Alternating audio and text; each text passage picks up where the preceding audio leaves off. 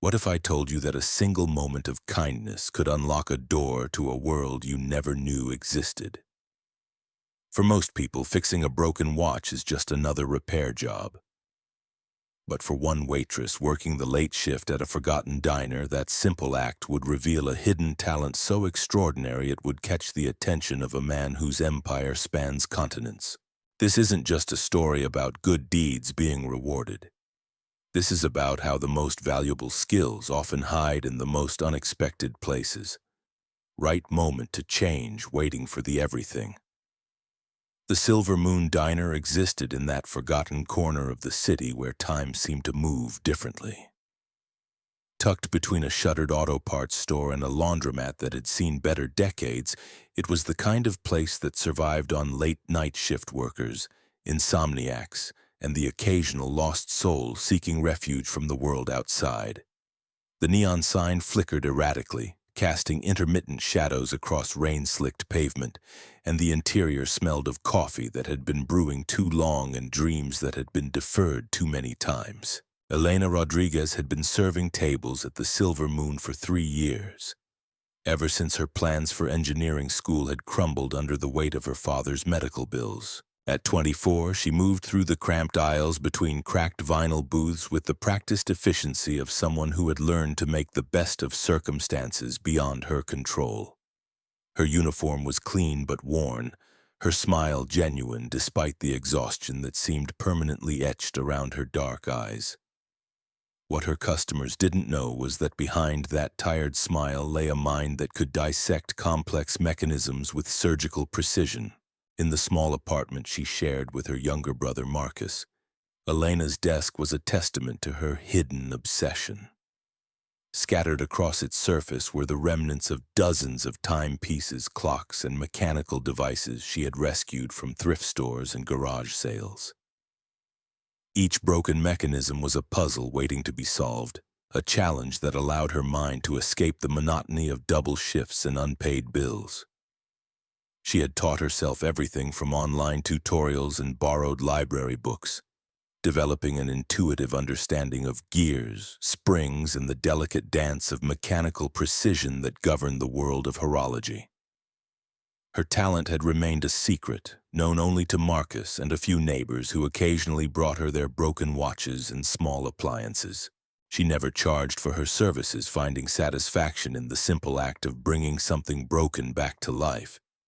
It was her form of meditation, her way of creating order in a world that often felt chaotic and unfair. The night that would change everything started like any other. The dinner rush had been particularly brutal, with a broken coffee machine and a new cook who couldn't seem to master the art of not burning the hash browns. Elena's feet ached in her worn sneakers, and she was counting down the hours until her shift ended at 2 in the morning. The diner had settled into its usual late-night rhythm when the stranger walked in. He was different from their typical clientele, where most late-night customers wore work clothes or the casual attire of people with nowhere else to go. This man was dressed in a simple but clearly expensive navy sweater and dark trousers. His hair was silver gray, perfectly styled despite the late hour, and he carried himself with the quiet confidence of someone accustomed to being the most important person in any room. What struck Elena most, however, were his eyes. They were sharp and calculating, the eyes of someone who saw everything and missed nothing. He chose a corner booth, positioning himself where he could observe the entire diner while remaining relatively unnoticed. Elena approached with her usual professional warmth, though something about the man's intense gaze made her feel slightly unsettled. "Good evening," she said, placing a menu in front of him. "Can I start you off with some coffee?"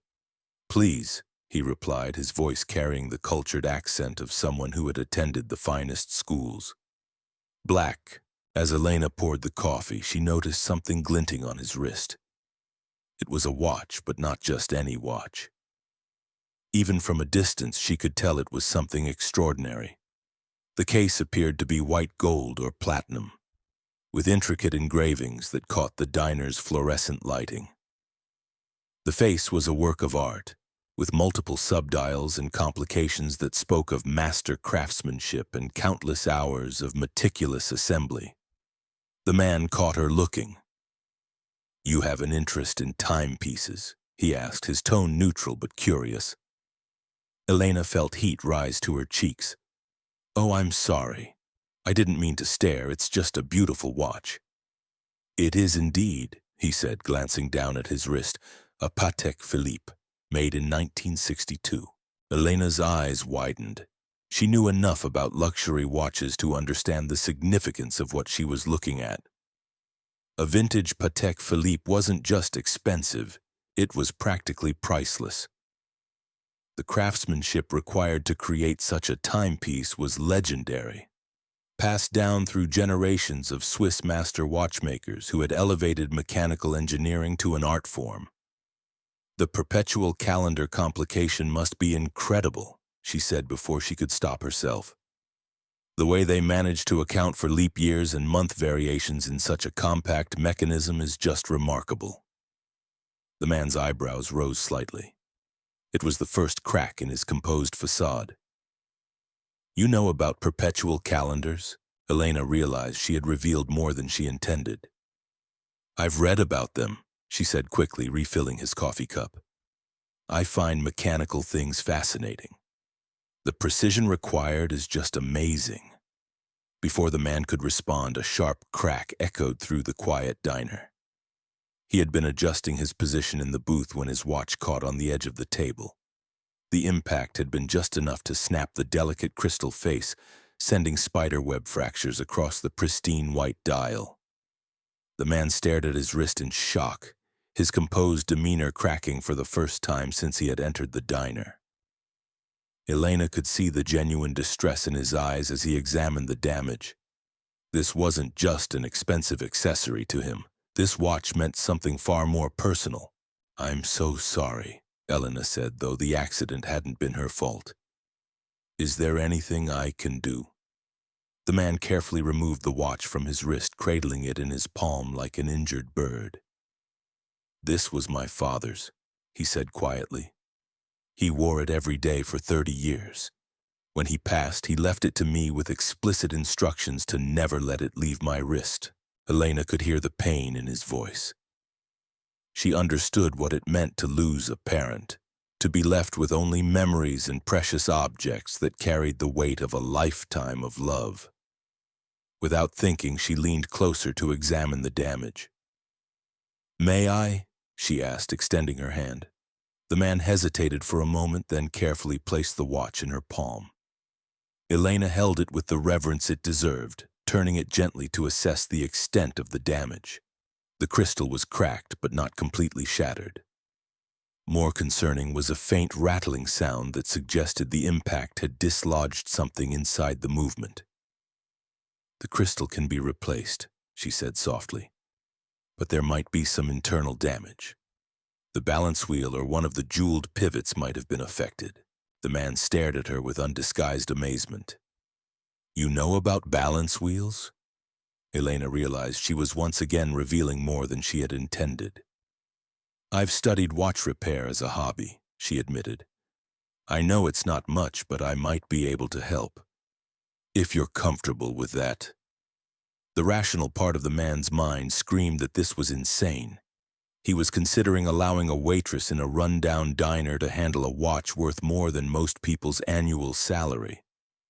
But something in Elena's eyes, a combination of genuine concern and quiet confidence, made him pause. He had built an empire by reading people, and every instinct told him that this young woman possessed something rare and valuable. "What would you need?" he asked. Elena glanced around the empty diner. Her manager had stepped out for his usual late-night smoke break, and the cook was dozing in the kitchen. They were essentially alone. "I have some basic tools in my car," she said.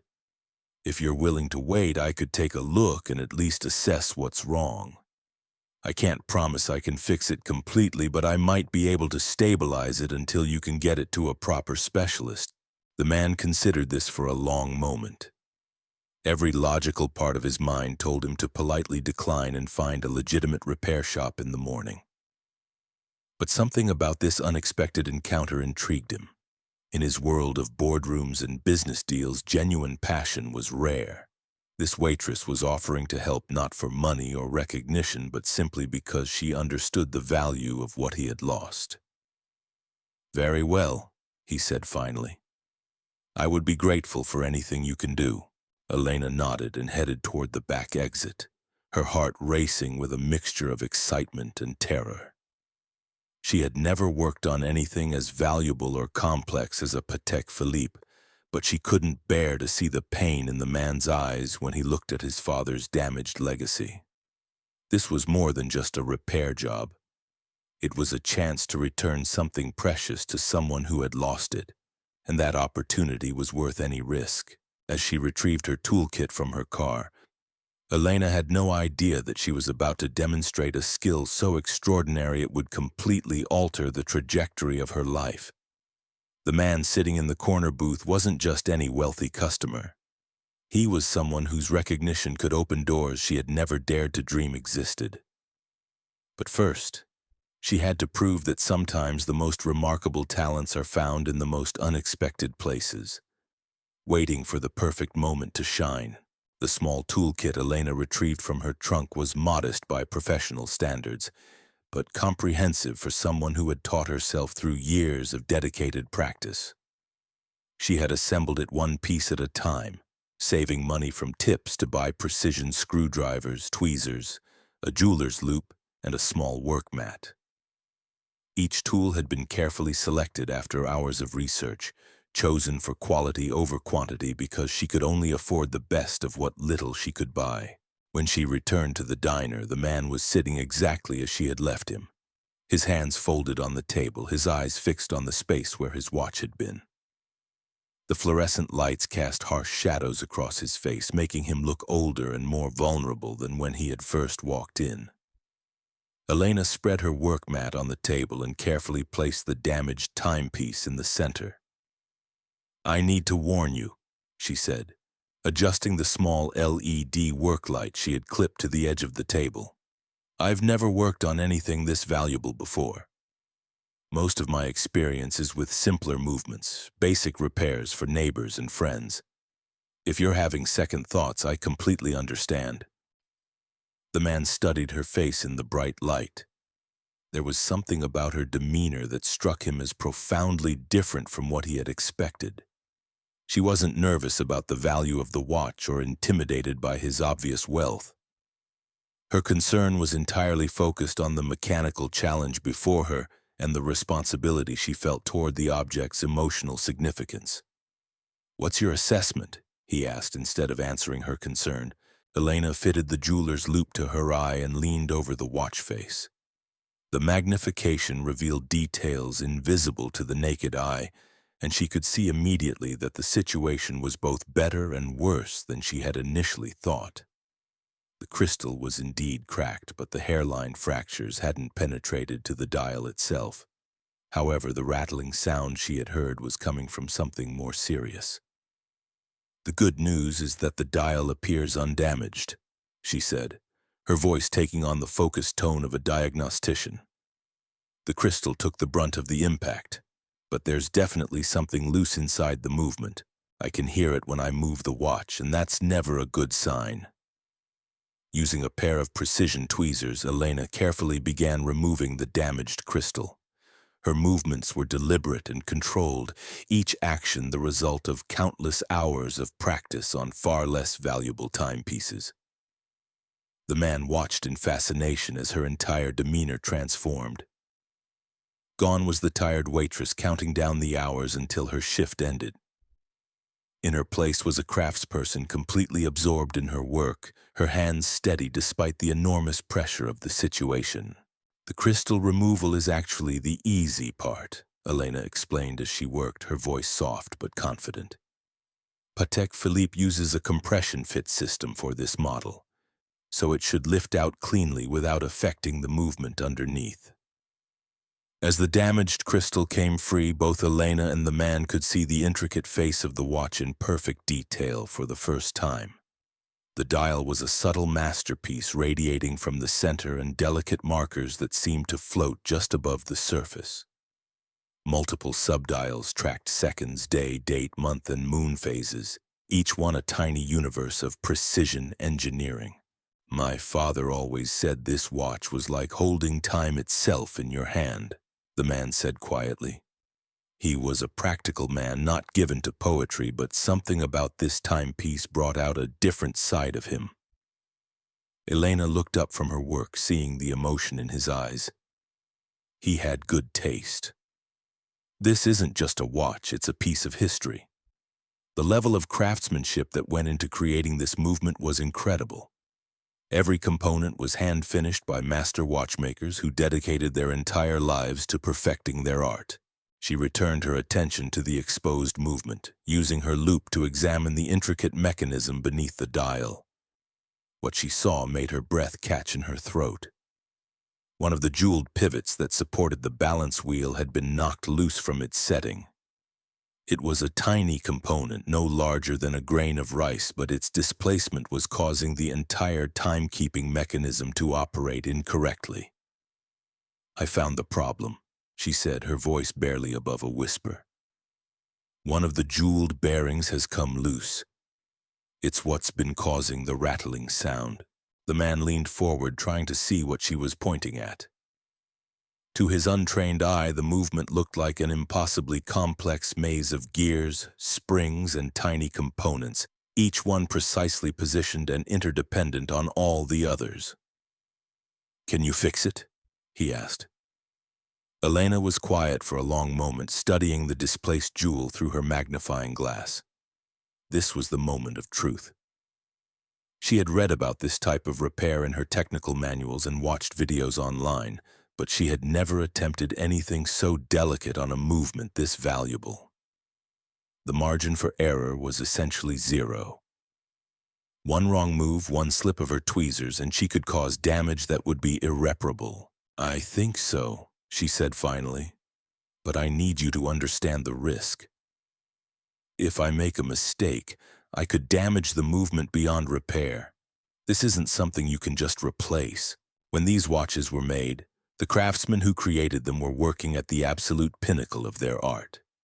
If something goes wrong, finding someone who can restore it properly would be extremely difficult and enormously expensive. The man considered her words carefully. He had spent his career making calculated risks, weighing potential rewards against possible losses. But this decision involved more than just financial considerations. This watch was his last tangible connection to his father, the only thing he had left that carried the weight of their shared history. "What would you do if it were your father's watch?" he asked. Elena met his eyes directly. "I would want someone who genuinely cared about getting it right to at least try. Money can't buy back what's already broken, but skill and patience sometimes can." The man nodded slowly. "Then please proceed." Elena took a deep breath and selected her finest tweezers from the toolkit. The jeweled bearing was so small that it was barely visible without magnification, and positioning it correctly would require a level of precision that would challenge even experienced professionals. She had to steady her hands against the edge of the table to prevent any tremor from affecting her work. The first attempt failed. The tiny jewel slipped from her tweezers and fell back into the wrong position. Elena paused, closed her eyes for a moment to center herself, then tried again. This time she managed to lift the component and hold it steady, but when she tried to position it in its proper setting, it wouldn't seat correctly. "The housing might be slightly damaged," she murmured, more to herself than to the man watching her. "Let me try a different approach." For the next 20 minutes, Elena worked with the intense concentration of a surgeon performing a delicate operation. She tried multiple techniques, adjusting her grip on the tweezers, changing the angle of her approach, and carefully examining the jewel's housing for any signs of damage that might be preventing proper installation. The man watched in complete silence, afraid that any distraction might cause her to make a critical error. He had observed many skilled professionals in his career, from engineers designing revolutionary technologies to artists creating masterpieces. But he had rarely seen anyone display this level of focused dedication.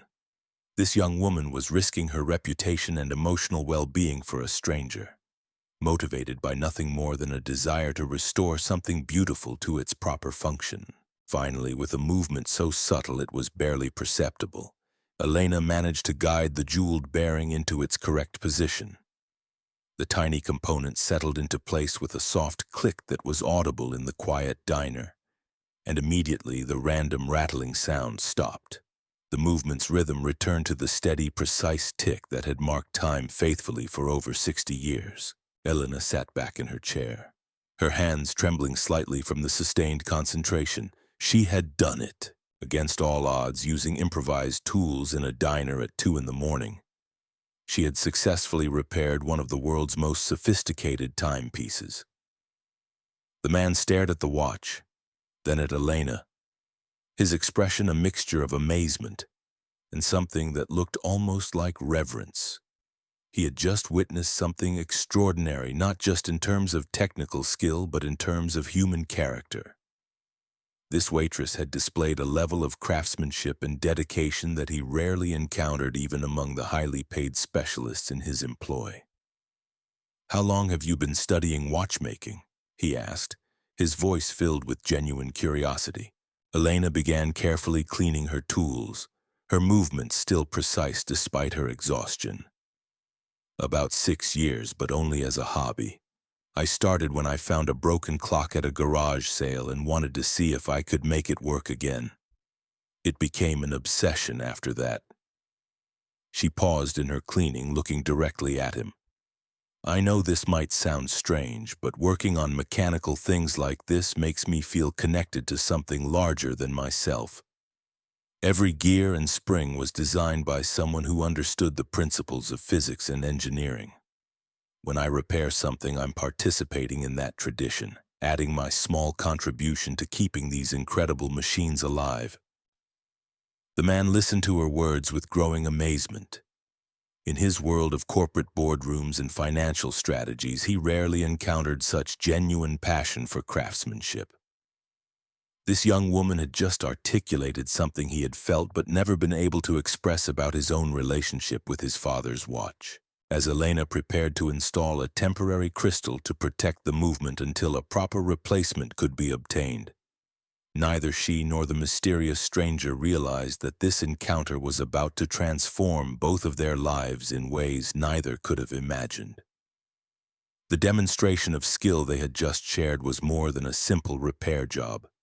It was a revelation that would soon lead to opportunities beyond Elena's wildest dreams, and give the man something he had been searching for without realizing it. The temporary crystal Elena installed was far from perfect, but it would protect the delicate movement until a proper replacement could be sourced. As she made the final adjustments, ensuring the crystal sat flush against the case, she couldn't help but marvel at the intricate beauty of the mechanism beneath. Each component was a testament to human ingenuity, precision engineered to work in perfect harmony with dozens of other microscopic parts. "There," she said softly, setting down her tools. "The movement is stable and the timekeeping should be accurate.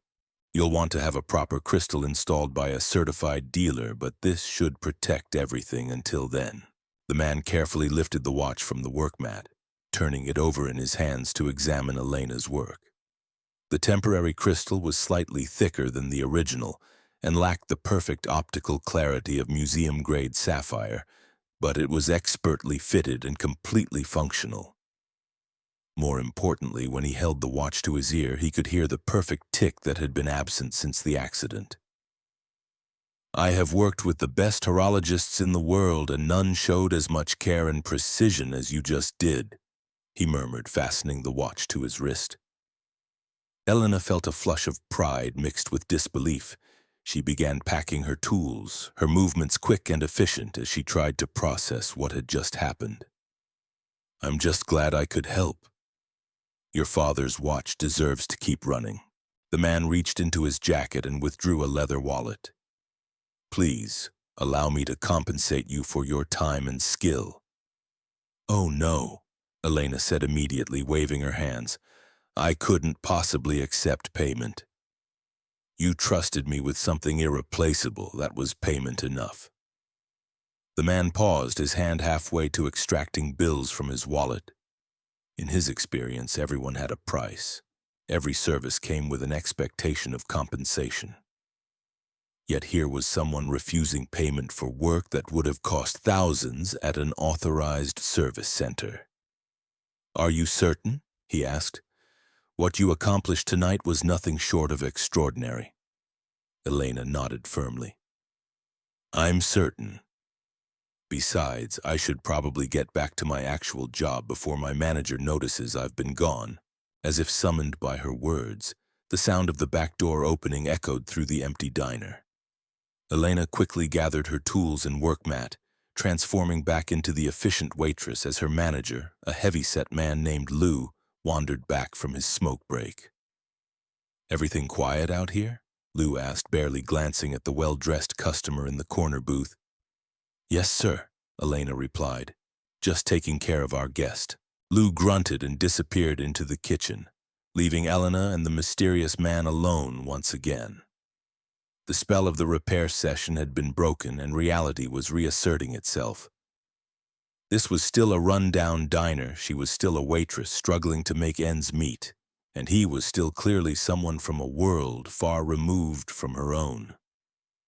"I never properly introduced myself," the man said, extending his hand. "David Chen." Elena shook his hand, noting the firm grip and the calluses that suggested he wasn't entirely disconnected from physical work. "Elena Rodriguez, it was truly an honor to work on your father's watch, David Chen." Elena felt like she should recognize the name, but her exhausted mind couldn't quite make the connection. She had heard it somewhere before. Perhaps in one of the business magazines she occasionally flipped through during her breaks, but the context escaped her. "Miss Rodriguez," David said carefully, "and I hope you won't think this presumptuous, but I'm curious about your background. The skill you displayed tonight doesn't develop overnight. Have you considered pursuing watchmaking professionally?"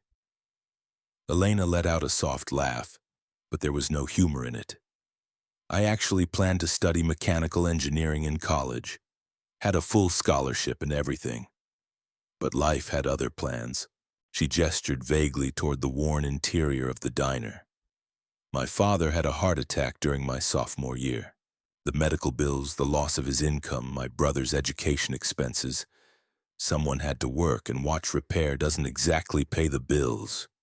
David listened intently, recognizing in her story the same kind of sacrifice and determination that had built his own empire decades earlier. "What about your brother? Is he still in school?" "Marcus is a junior in high school, straight-A student, wants to be a doctor." Elena's voice filled with pride. "He's everything I hope to be academically. I just want to make sure he gets the chances I didn't." The conversation was interrupted by the distant chime of the diner's bell as a late-night trucker pushed through the front door. Elena immediately shifted back into work mode, but David caught her arm gently. "Miss Rodriguez, would you be willing to meet with me tomorrow? During the day when you're not working?" Elena hesitated. Everything about this encounter felt surreal, and she wasn't sure what to make of this man's continued interest in her abilities.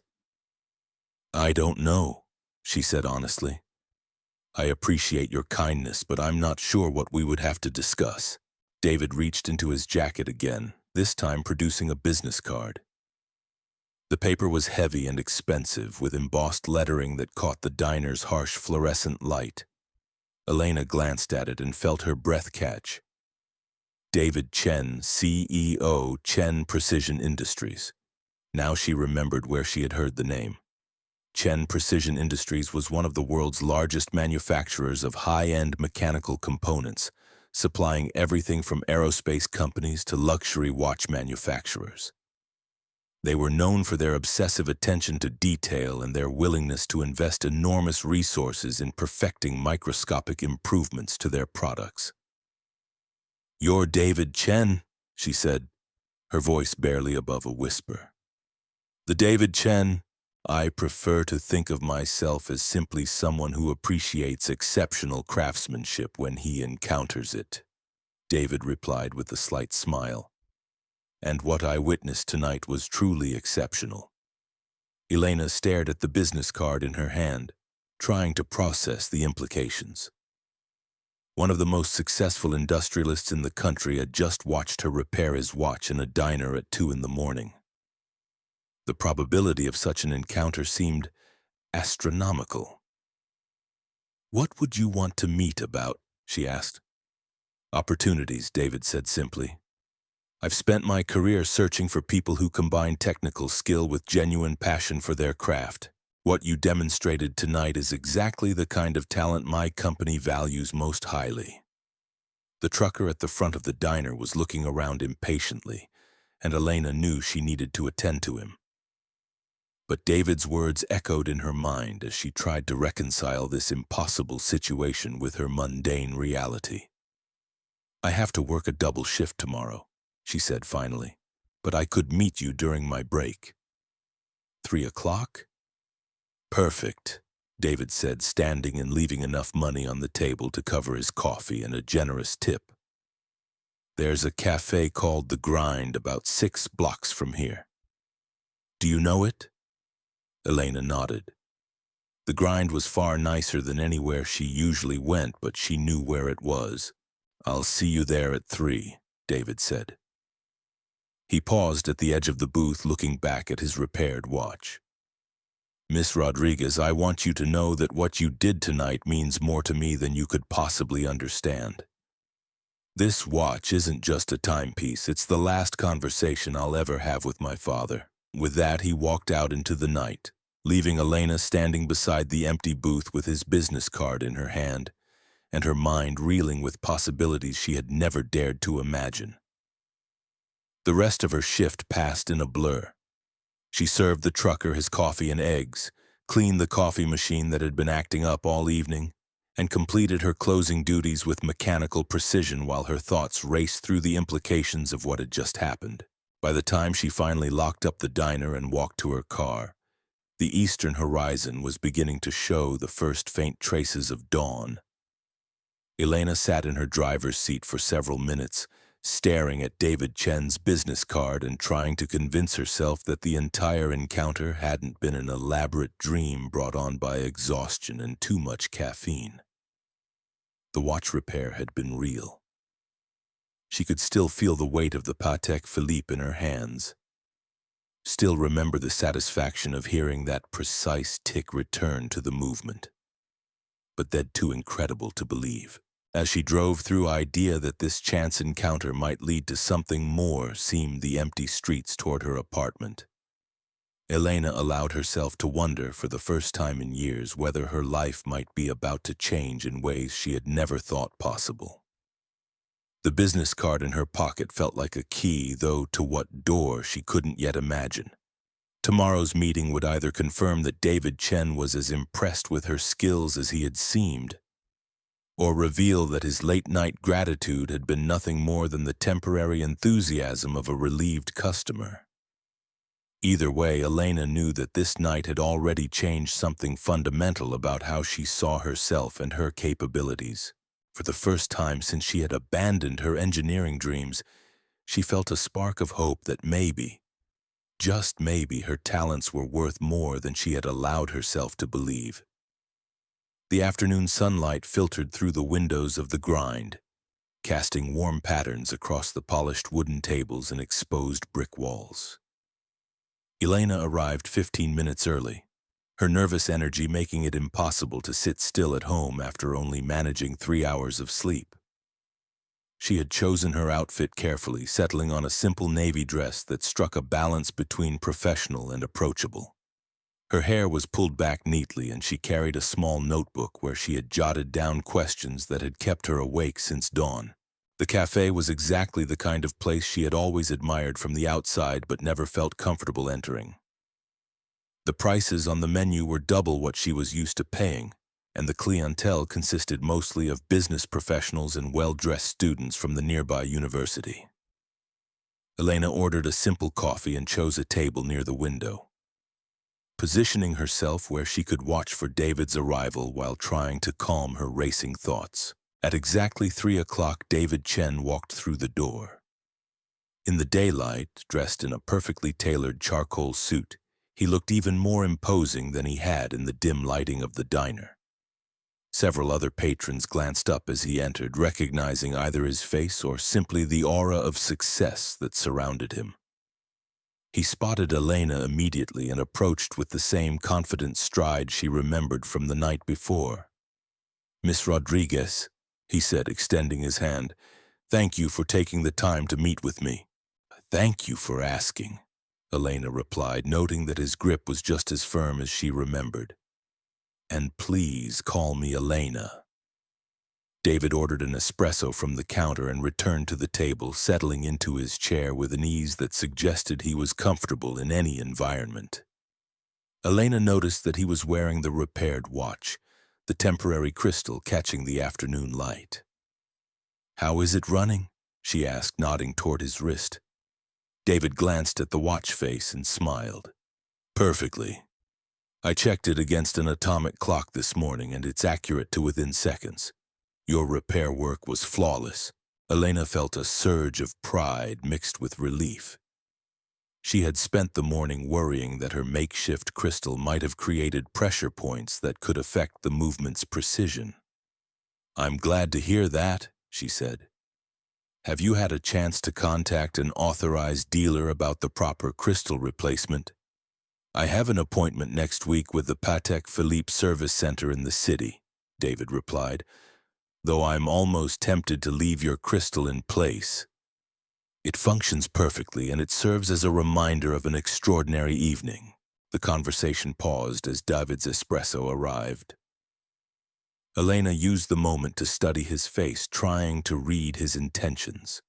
In the clear afternoon light, she could see the lines around his eyes that spoke of long hours and difficult decisions.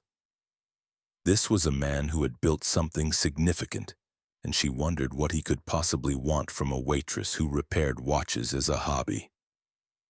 "Elena," David said, leaning forward slightly, "I want to be direct with you about why I asked for this meeting. What I witnessed last night wasn't just skillful repair work, it was intuitive understanding of mechanical systems at a level that takes most professionals years to develop." He paused, seeming to choose his words carefully. "I've spent my career in precision manufacturing. I've worked with engineers from MIT, craftsmen trained in Switzerland, designers who've devoted their entire lives to understanding how mechanical systems function.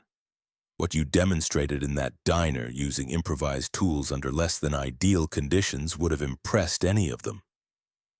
Elena felt her cheeks warm with the compliment, but she also sensed that David was building towards something larger. "I appreciate that," she said carefully. "But I'm not sure where this is leading." David smiled, recognizing her directness. "It's leading to an offer. Chen Precision Industries has a problem that I think you might be uniquely qualified to solve." He reached into his briefcase and withdrew a tablet, sliding it across the table toward Elena. The screen displayed technical drawings of what appeared to be an incredibly complex mechanical assembly, with hundreds of interlocking components arranged in precise geometric patterns. "This is a prototype movement for a new class of precision timepiece we're developing," David explained. "It's designed to be accurate to within microseconds over extended periods, suitable for scientific applications where perfect timekeeping is critical." Elena studied the drawings, her trained eye immediately recognizing the elegance of the design, while also spotting potential areas of mechanical stress. "It's beautiful," she said softly. "The gear ratios are incredibly sophisticated. The design is sound," David continued. "Our engineers have run computer simulations that confirm the theoretical performance. But we've built 3 prototypes and none of them function correctly. There are micro vibrations that our instruments can detect but can't explain. Resonance issues that shouldn't exist according to our models. Elena scrolled through the technical specifications, her mind automatically analyzing the relationships between components. Have you considered harmonic interference between the multiple escapement systems? She asked. With this many independent timing mechanisms running simultaneously, you might be creating acoustic conflicts that your simulations aren't accounting for. David stared at her, his expression shifting from polite interest to focused attention. Explain what you mean by acoustic conflicts. Elena felt the familiar excitement that came with diving deep into a mechanical puzzle. Each escapement creates its own rhythm, its own frequency of vibration. When you have multiple systems like this running in parallel, those frequencies can interfere with each other, creating harmonics that destabilize the entire mechanism. She pointed to specific components on the screen.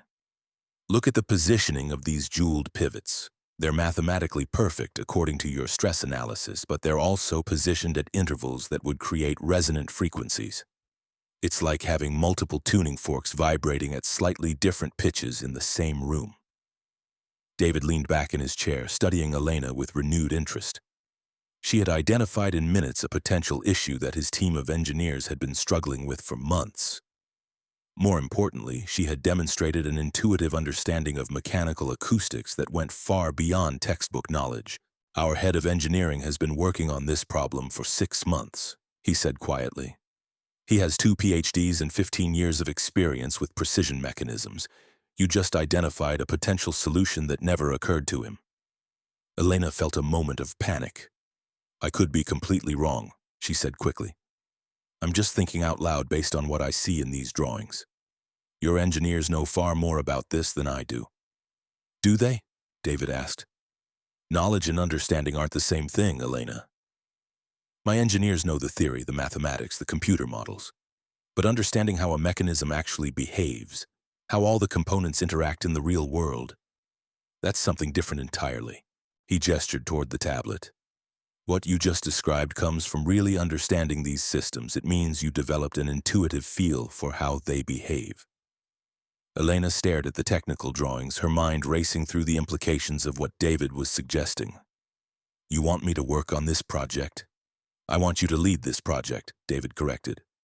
I want you to take our theoretical design and make it actually work.